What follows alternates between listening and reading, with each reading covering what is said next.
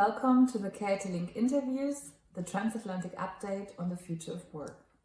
My name is Esther Legand, head of KIT Link, based at Karlsruhe Institute of Technology. How do we create a digital place for transatlantic exchange? KIT Link is the bond between the German Southwest and the Valley, established for personal relations for a transatlantic exchange in 2017. We reflect and define joint concepts together, and we are aware of the importance of knowledge transfer for innovative working environments in a transatlantic network. We are in a transition period. During things change rapidly. It might be your personal change of direction, the beginning of a new story. We want to highlight with our KIT Link interviews all the new open doors which will allow us to renew our view of the world. Travel options between the US and Germany are very limited since a year, therefore networking is increasingly difficult. Managing the transition of the world, people, industry, science and regions towards new opportunities is our goal. With our KIT Link interviews, we reflect an assessment of the current transatlantic situation. By triggering new corporations and joint projects, we create opportunities for transatlantic exchange. And the most important thing, with that, we form new transatlantic relationships. Greetings coming now from San Francisco, from the Consul General Hans-Ulrich Südbeck, and afterwards we will start our first live interview conducted by Francesca Kalin. Enjoy our series. Hello, a heartfelt welcome to the new KIT Link interview series. Karlsruhe Institute of Technology link with the San Francisco Bay Area and the US Pacific Northwest. Today is a first. Today's is the first of a series, and I'm positive this series will be great. Great, that is, to anyone who is interested in strengthening the bond between Germany, the German Southwest, and California, the Silicon Valley Bay Area. Knowing Esther and the KIT Link team, their experience and their history in organizing and conducting outstanding events over the past 4 years, and seeing the list of top-notch people they lined up for the next events, I'm very much looking forward to it. Germany will profit from the stronger bridge to the San Francisco Bay Area, Silicon Valley, from the community building between people, from promoting innovation, future-oriented research and entrepreneurship, and in general, from this sort of cooperation. Enjoy it. Hello. Welcome everyone to the KIT interview series, Embracing Change. Just as a reminder, we'll have a Q&A after the interview. So if you'd like to ask a question of our guest, please type it into the chat on YouTube. And today's guest is Jens Horstmann. Jens Horstmann has 34 years of executive technology and engineering experience in Silicon Valley and in global high-tech industries. He's an entrepreneur that wears many different hats. And that's the way he described himself when I realized he has his hands in lots of different ventures, including being the founding director and executive producer at Crestlight Venture Productions, a global innovation service company and venture fund focused on machine learning, IoT, and life science solutions.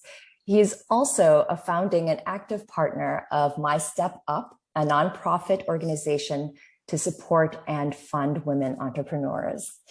So welcome, Jens, and thank you for joining us today. Thank you.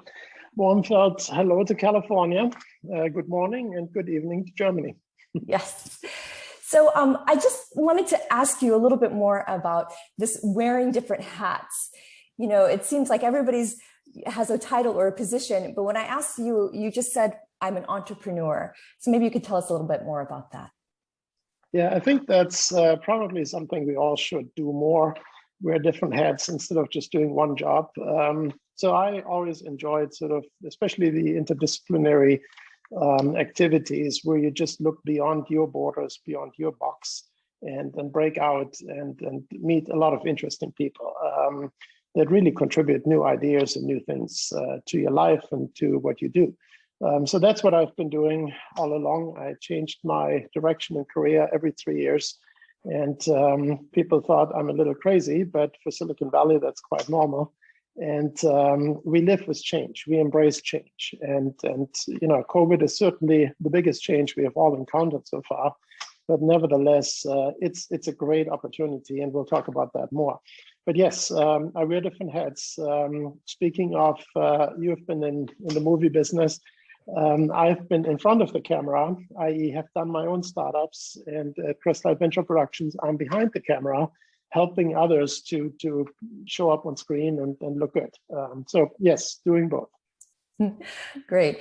And, you know, speaking about COVID and this sort of new normal that we're in, when we were sort of in correspondence, you actually sent me a great poem, and I thought I would just read that off and kind of jumpstart a conversation from there.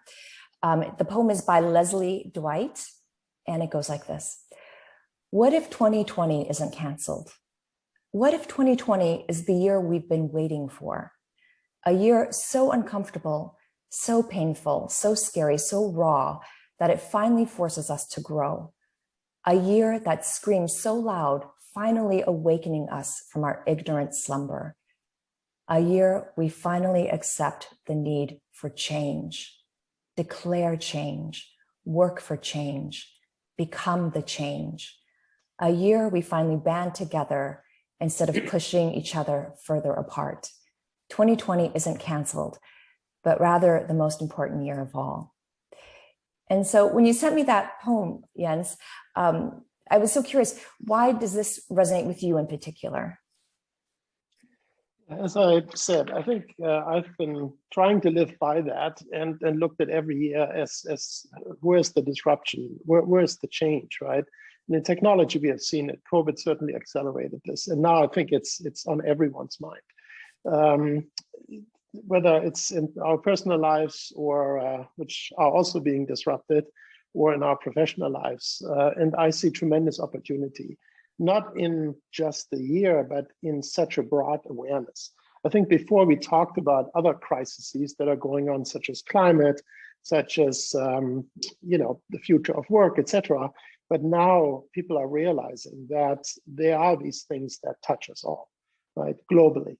And I think these other things touch us also globally, but now the awareness is there. So when I talk about change now, people say, yeah, of course.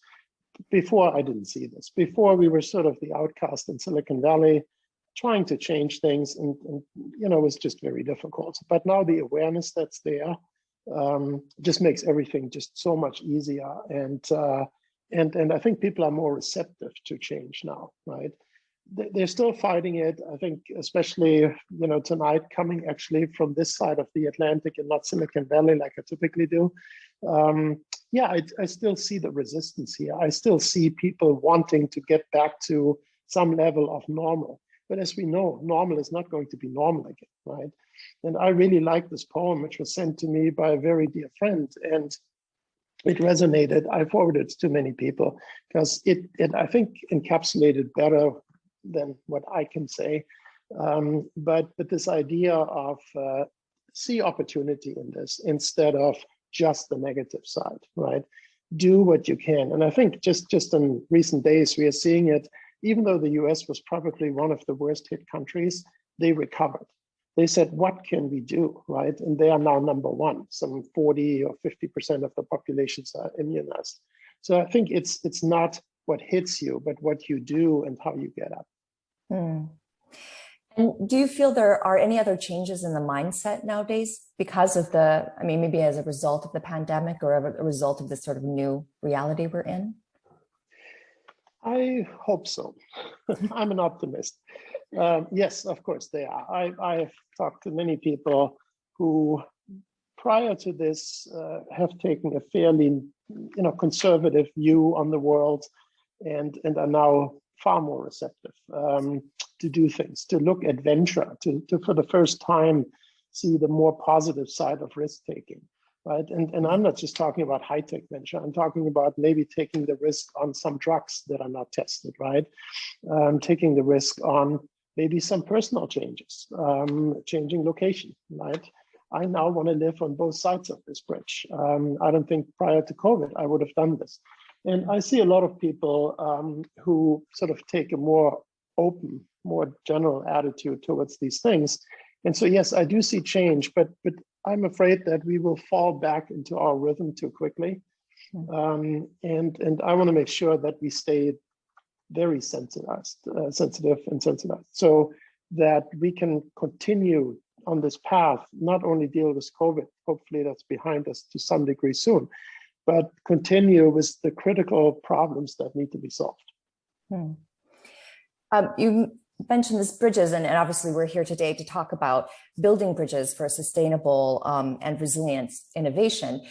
And when we think about this, for instance, KIT Link and the need for a transatlantic bridge, I think the first question that comes to mind is, so why do we need a transatlantic bridge? Why is it necessary to have one, and now in this environment? So yeah, when I first heard about KIT Link, I thought it was a brilliant idea. Also participated in a conference, was one of the organizers, called Transatlantic Sync, a year and a half ago, where we stressed the importance of creating togetherness, creating one environment, especially between Europe and the States. Of course, that includes China and other parts of the world. But I think especially Germany and California share maybe an even closer bond in the Bay Area and Baden-Württemberg in particular. And so I really welcome that KIT has taken the steps, the funding, the resources, the people to actually stress this and reach out. What we have seen prior to this were essentially a bunch of trips, as we called it in Silicon Valley, to the zoo to see us animals roaming around and doing our tech thing. But then essentially leaving after a week or two and saying, yeah, cool animals, but not us. And I think now the opportunity is to actually reach out, reach across, and establish essentially truly a bridge. I mean, if you go back after World War II, the bridge was necessary to rebuild Germany, right? And so I think this bridge is a huge opportunity to look both ways. And I'm sure we'll talk about this some more, where it's not just a one-sided travel or a one-sided experience, but I think we have to give each other a lot on both sides. I think for many people, it's clear that Silicon Valley is sort of a hub of innovation, and it's a place that's very agile and it's always having new ideas. And so you can, in some ways, see how other areas, for instance, Germany, can benefit from Silicon Valley. But what about the other side? How can Silicon Valley benefit from having a link with the southwest of Germany? Yeah, I asked myself that same question, of course, and I'm excited to report that there's a lot of life. You have to look under rocks, but you find life, and that life is doing great, actually. There's a lot of entrepreneurship here, which I guess I wasn't aware of, because it was typically the wrong people traveling to the valley, not the doers, because they were busy doing things here, but the people who somehow managed to get an expense report done and travel the world, not the real innovators. But being here and spending the time to actually learn about this region of Germany and I think Central Europe has given me very different insights. And I have recommended this already to many of my friends, saying, you got to do this. You got to go over. You cannot just sort of look from the distance and say, well, they are years behind. I think that's a very wrong view. Plus, there are very practical ramifications. As technology is more and more integrating into our lives, not just in terms of devices and sensors and AI, and maybe self-driving cars, but in many other ways. We need to look at an integrated world, right? It's not just the technology and the chips and the software and all of that, but what imprint does it leave on the world? What world do we want to live in? And I think that's an area where Germany in particular, but I think Central Europe can give us a lot. It's sort of a perspective. It's the life, we want to live. And I think it's somewhere between sort of the life I've enjoyed the last 30 plus years over there and now being back here, right? So it's the integration. It's how do we deal? What's the ethics around data?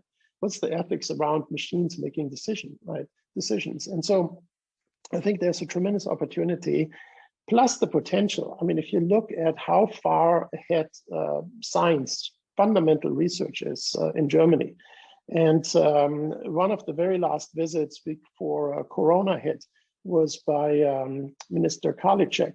She visited and asked us actually at the consulate together with Hans Ulrich, asked us, so how can we faster sort of transfer knowledge and discovery into the economy? And we talked about it in a fairly theoretical way. But I think if you look at what happened with the vaccines, there's an example, right?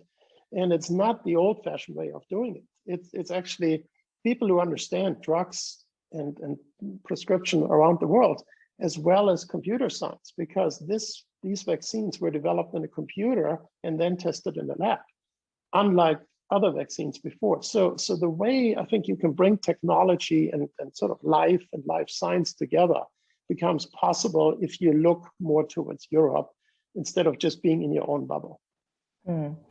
So would you say that, for instance, that Germany, because it has such a wealth of institutes and universities that are dedicated to science and that have a lot of funding and a lot of teams that are working on research and development, do you feel that that is something that Silicon Valley could benefit from, and how, maybe? Most definitely. And I think we have seen that already. I mean, a lot of these research institutions, of course, have already offices over there, right? We know a lot of larger corporations that have a presence, not only in the Valley, but in other parts of the states. I think what's missing is almost a translator. It's a way to bring these different cultures together. But if you bring them together without sort of this translation, let's just use that word, they just talk past each other. And I think even people who travel over from here and spend 6 months or more over in our sort of backyard, you find that they either go back and want to transform lots of people here, or they just stay and say, going back, it's too much work to, right? It's just not working. But I think our next speaker is coming up. I've worked with her closely, and she will talk about this more, because she has already, through the help of her university here and Stanford, built essentially a bridge. Mm-hmm. And you'll talk to her about that. So I don't need to, but I think there are already good examples on how you can effectively do this, where both sides of the Atlantic benefit from this. But we can't just leave it sort of to its own, especially now with the opportunity of being virtual like we are here together. And having the ability to bring people from all places together, minus the time zone issue, allows us to have all kinds of new ways to collaborate that didn't exist before. Before, it would take weeks or months before a business trip was granted. People would get together, and then there were lots of logistical challenges and so on. And now you can essentially just jump on and have a conversation, and if necessary, take the steps to actually do something, right? So I think we live in a different world, and that's very refreshing too. If you just think about a startup, how many times would I sit down over coffee with that startup before we would do something, right? And we would move pretty quickly compared to other VCs. And I can do this all virtually now. And I can do it from my Easter break in Switzerland. I can do it from the Karlsruhe studio, or if I happen to be California elsewhere. There are whole new possibilities, right? And this is now acceptable. It wasn't acceptable before. Mm-hmm. It sounds like, and it feels like, that we're having to be more global in our thinking and become more global citizens, as it were. What about the mentality? Because we talked, obviously things are fast and agile in Silicon Valley, and things in Germany are a little bit different than that. So maybe you can talk a little bit more about that for us. Yeah, I think it's back to the same theme. it's embracing change, it's being open. Sort of Silicon Valley has that built in, right? I mean, we assume you have to meet different people and new people to even start your next venture or to do anything for that matter. And it doesn't matter where they come from or what their background is. It's just, you just do it. And so I think sort of to come here is probably easier. And you know, I think people over there will actually appreciate sort of the European ways, the German ways, and you know, I can talk forever about that, especially the food and the wine. But I think also the culture. I think there's sort of a different way people communicate here, right? Yes, it is slower, and yes, you know, you need to explain why people are slower. Sometimes it's bad, as we currently see in terms of the vaccine and certain other things. And it's not because people are not smart here, it's because they are overthinking things. I think it's really important to be willing to take risk. And I think currently, certainly prior to the crisis, risk and failure was punished too much. And this is something, you know, I'm hoping along with others to change a little bit, to give people the courage and say, yes, you can. And you know, I'm working with some people here to even launch, you know, other vehicles that may not look like venture funds and may not give the typical venture or vulture capital returns people have been looking for, but something that's more tailored for this part of the world. And then I believe we will actually appreciate that for certain things, you do want to think things through before you just do them, right? I mean, yes, you can put out some software and you can see what happens. Facebook, for example. But there are certain things when we talk about gene editing or suddenly a self-driving car that deserve a little bit more thinking, right? Even simpler things like interoperability of devices inside a huge factory floor, right? You can't just say, look, you know, I'm the fastest mover, I'm the biggest, I'm the Amazon.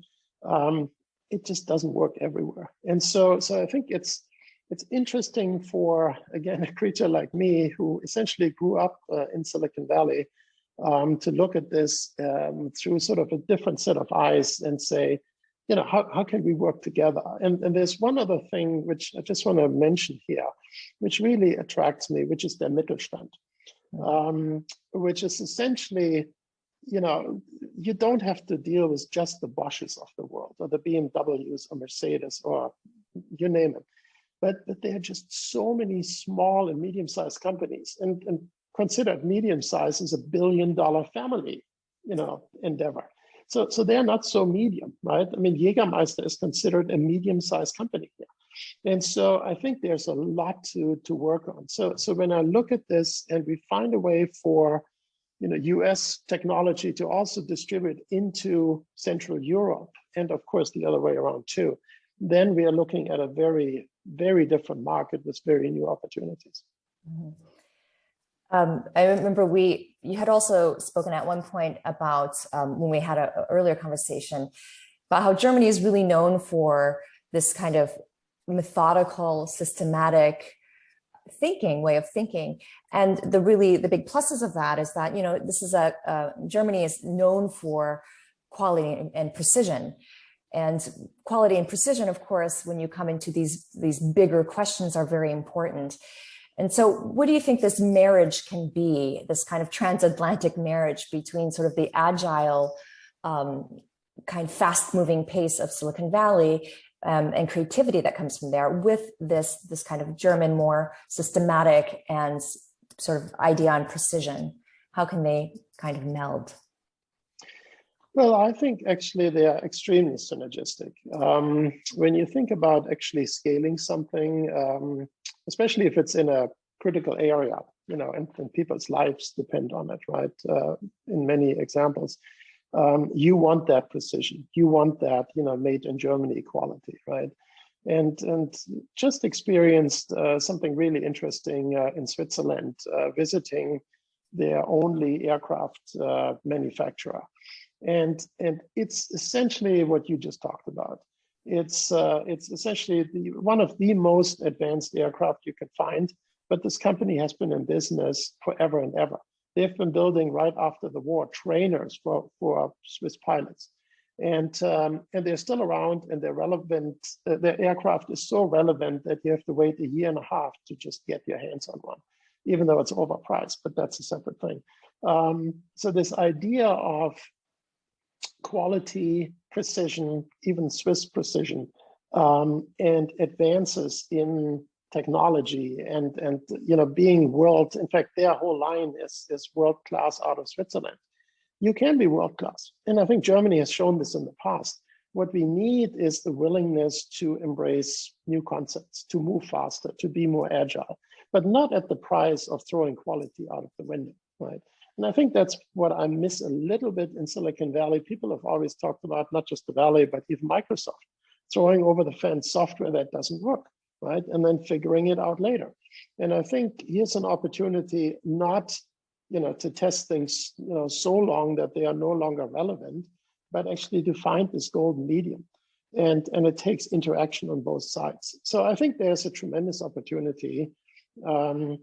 Plus, I mean, one practical aspect is, especially with this virtual collaboration now, you can actually hire a small workforce in Germany at a still reasonable price.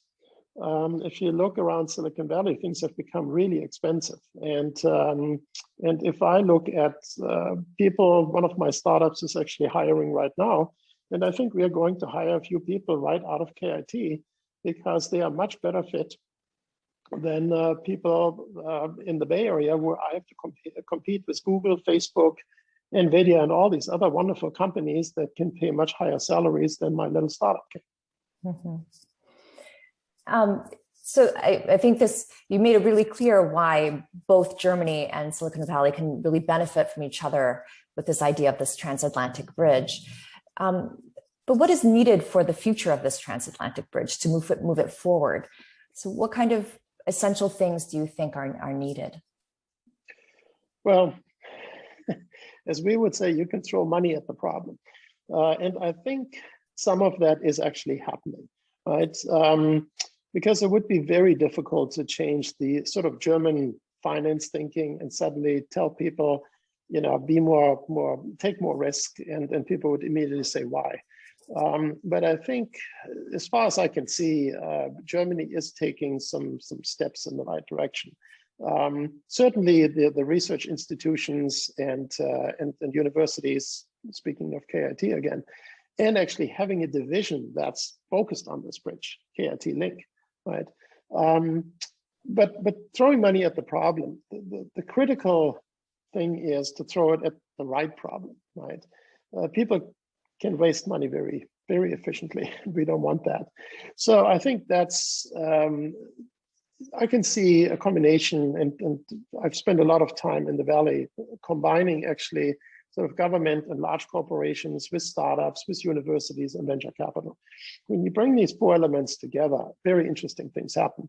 We're working here with a group called Campus Founders as part of the Schwarz Foundation, doing this, essentially bringing the best of both worlds together and incubating startups, whether they are from the US or they are from here, bringing them together, utilizing some of the money that's being spent and allocated here in the state of Baden-Württemberg, but spending it smart.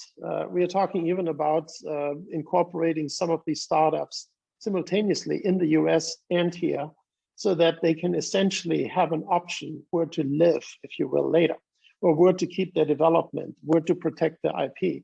So I think these new concepts need to be propagated. And so hopefully more people like me make the jump and say, look, it's not only wonderful to live here, but it actually makes perfect sense, right? And a friend of mine has a very successful company in the AI space. And in his keynote recently, he talked a lot about his German customers, how they are embracing AI. And I'm not talking about self-driving cars. I'm talking about prevention of accidents, planning, more efficiency, etc. And so I think we have to develop and crystallize these case studies and basically showcase those. And that way, we can overcome them. The challenges, of course, are that the attitudes are in general very slow and passive, somewhat passive. So I think we need to reach out. I wish our politicians would do more in this area as well, but we need to help. We simply cannot, we cannot continue as usual and say, well, the bridge is open, let business happen. It's not going to happen, right? We have to actively reach out and people, and not just former Germans like me, but I think other people need to be on that bridge and traverse that bridge virtually or physically. Mm-hmm. You also talked about some essential qualities before when we were speaking for this kind of entrepreneurial thinking. And when you were mentioning also wearing different hats, and this kind of idea of playfulness, I don't know if you want to maybe just touch on those again. Yes, so Steve Jobs said in one of his speeches in front of a bunch of graduating students, don't lose your childishness, be childish. And I think this playfulness is what you're referring to. And I think we have to take that actually to a new level. I just mentioned to somebody this morning that what we can learn from Hollywood, how much Hollywood has told us about the future that's not here yet. The bad sides, the good sides, devices, etc. Right? The mobile phone existed in Starship Enterprise a long time before we had it in our hands. And so I think imagining this new world is critical. So let your imagination go. Don't work on a plan that's good for 5 years and then gets thrown out after 3 months because something bad happens. Let your imagination play. Be more flexible. Take it easy, right? And stay on focus, of course. We need to have clearly missions and visions, but I think this childishness, be curious, extremely curious. Don't just work on your thing. Look outside, right? It's like one of the things, I liked always from the beginning was when Google said, 10% of your time spend anywhere you want, just not in your office or your department. Wander around, meet other people. And I think we need to do that. And I had some discussions. In fact, the Stanford Design School has several projects going on how we can really increase the efficiency and the innovation readiness of Zoom calls or video calls. Because what happens is we have gotten really good at working down an agenda, but what happens typically after a meeting where we go over to the coffee maker or the water cooler, as we call it, and talk about the real innovation, right? Or we go after a long day of conference calls to a bar. That's missing right now. So we need to find ways on how we can collaborate and how we can make innovation, as I call it, resilient to these changes, whether it's virtual, it's physical, it's here or it's over there. We need to constantly think of what can we improve, or how can we help somebody, right? And I bet there are just 100 ways. Just one example, we did workshops at an innovation house we built in Chicago as a consultancy. And to these workshops, we would not invite the people who are in charge of innovation. We would actually invite people across a company. And you have no idea how many brilliant ideas came from people in the shipping dock, right? Or in the, whatever customer service group. They were just never heard before. Nobody asked them these questions, right? And I think reaching out and looking at the entire solution, the entire problem is critical, and it's maybe something Germany needs to do more than Silicon Valley. So yes, attitudes need to change. There need to be adjustments. And, I want to also leave some time for some questions because I see we have some great questions coming up. But I just wanted to pose one last question for you. And with this idea of needing to build this transatlantic bridge, the question I have for you is why now? Why is it critical to do that now? Well, it needs to happen now. It should have happened a long time ago. But as I said, if you're in your routine, if you just do what you always do and you have your quarterly goals or work on your next startup, it's very easy to not look left or right. It's this ultimate focus, and I think with COVID and this crisis going on, there's more flexibility. You don't actually have to sit ultimately in an office. In fact, it wouldn't matter right now if I would call into this meeting from Saudi Arabia, right? So I can actually, once a certain number of people is vaccinated, I can actually travel, I can see people, and I can still conduct my business. I'm no longer sort of geographically pinned down like I was before. And that ability just didn't exist before. It just wasn't accepted, right? If I would call in, everybody would go, where is he again? Plus, it saves a lot of money. Again, my friend's company, to cite them again, saved $200 million in travel expense reports last year. They're putting these $200 million to work somewhere else, right? They're investing it into their employees. And so I think there are tremendous opportunities. Yes, a lot of people have been suffering, but we need to look forward. We need to get out this, beyond this, and so on. And I just want to sort of maybe, since this is the last question from you, come back to why we called it Presslight Venture Productions. The idea of a production is what we are basically doing now, right? If you look at how movies are made, it's not like a company is built, right? A movie is an extreme agile thing. And if you think everything is in the script and the actors are just acting, it's not. The actors are contributing. The director is contributing, right? So you bring the right people together to do something. You're not just saying, this is the team and we're making an action movie and good acting is required. No, it's like you do it in a very collaborative way. And that's what we have essentially pushed for in Crestlight and what we are seeing. So in other words, as you start these transatlantic ventures or you travel, you cannot just say, give me the plan and I'll help you execute. It's hands-on, right? I mean, it's like the guy who's building the stage is probably contributing to the movie, not just by building the stage, but by contributing some ideas on how to do it better, right? How to do it cheaper, more efficient. And I think we all need to speak up. And that's sort of my message to my fellow Germans here. Get more involved, be more childish. Don't be so serious. Be serious about serious things, but get beyond this. Innovation needs to happen. And if we don't do it here, it's going to happen somewhere else. And if not in Silicon Valley, it's going to be China. Mm-hmm. Yeah, well, thank you. Thank you very much for that. I want to open up to questions because there's some great ones here.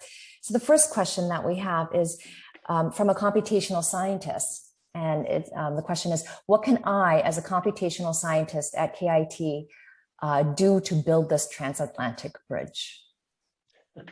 Good one, yeah. So I'm not one of those, although I've been on the board of a high-performance computing company. But so yes, absolutely, a lot, right? I mean, use technology that's available that may come from Silicon Valley, but I think you are of great interest to some of the companies there, not just building these solutions and these platforms, but utilizing them, applying them, right? I mean, I think it's all about finding applications for all this technology that's available.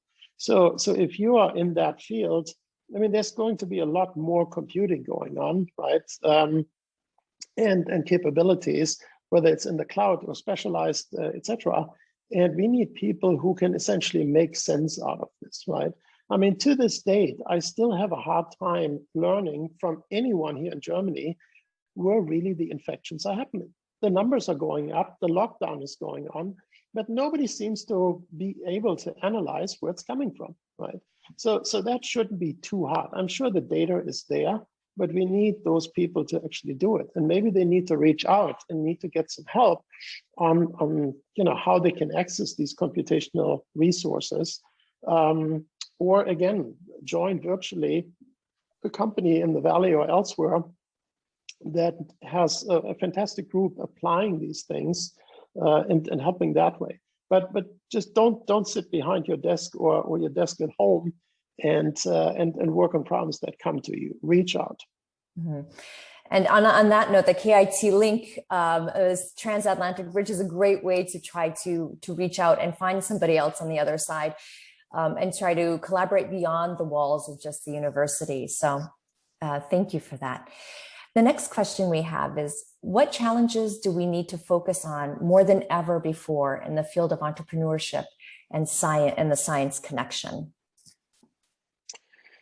Yeah, well, of course, if I would be able to answer that, I would be the next Minister of Science and Education in Germany, but or elsewhere. But yeah, that's a really difficult question, and it's difficult because and we struggle with this in the Valley too, right? Because you do need fundamental research, and fundamental research, whether it's material science or other things, takes its time. You can't just say, yeah, we make everything faster now, right? We move at internet speed for everything. You can't. I mean, it still takes 9 months to make a baby. So I think we, at least last I heard, we need to give those people enough room, right? I mean, one model I have seen is where you essentially separate out and set different expectations. Where inside a corporation, even in the Valley, you basically say, these guys, they need to be protected because they need to think, right? They can't be managers, they just need to think. But they need to be sort of getting input from the outside world. They can't just, be off into some space. They need to be somehow tied in, but they can't be asked for quarterly goals, right? Because sometimes it takes longer. They just need to make a certain amount of progress in their field. And if they do that, then they are successful. And then you essentially need people waiting for this already and saying, this is what I call applied science. How can we use these new materials, right? I mean, if you think of the iPhone as an example, right? Jobs needed a glass screen that wasn't invented yet, right? When you go back to my days at Sun Microsystems many years ago, you may not have been born then, we needed a cable. This is certain pattern. There was no cable manufacturer doing this. Guess where we went? We went to a seat belt company, because seat belt companies knew how to do any woven pattern you wanted.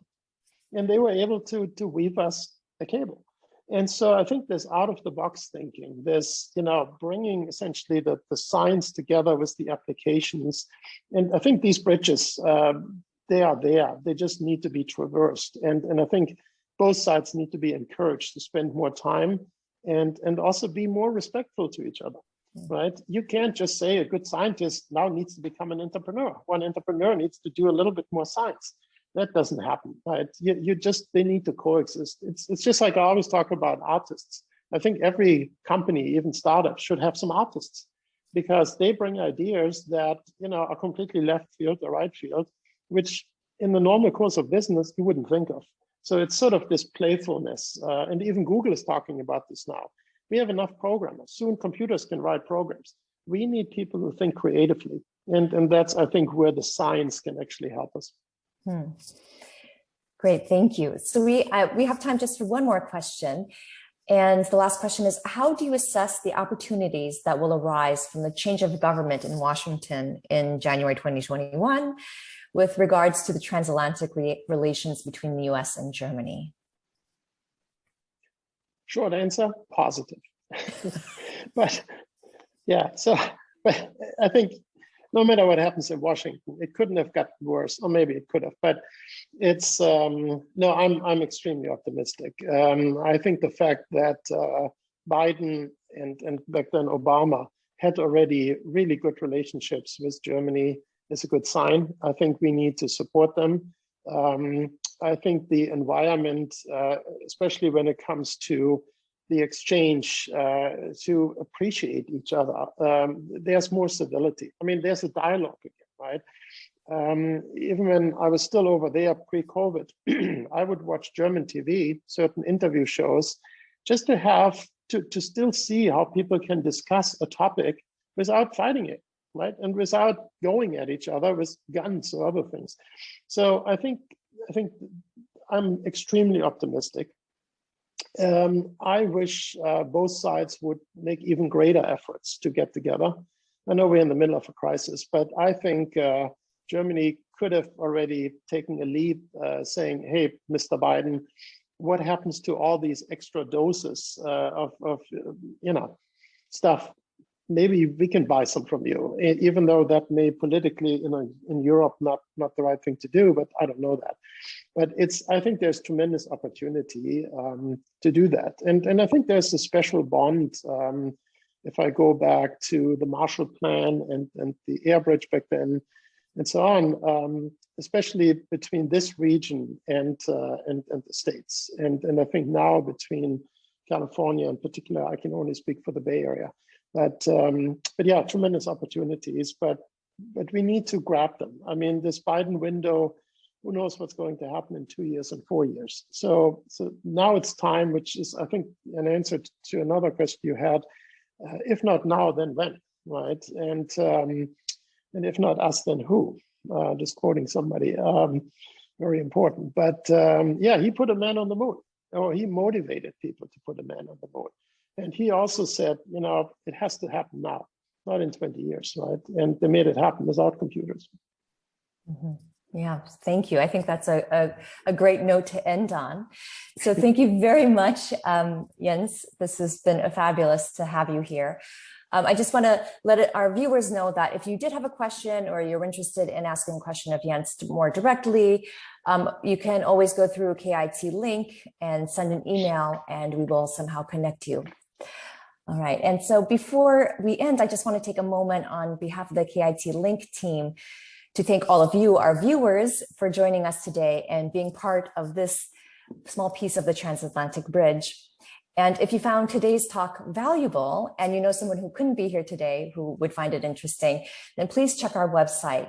We'll have the link posted there so that you can share it. And you'll see the link to our website shortly. Thanks again, everyone. And thank you very much, Jens. Hope to see you all next time on April 20th. Have a wonderful evening or day, whichever side of the Atlantic you're on. All right. Thanks, guys. Yes, take care. Thank you. Bye.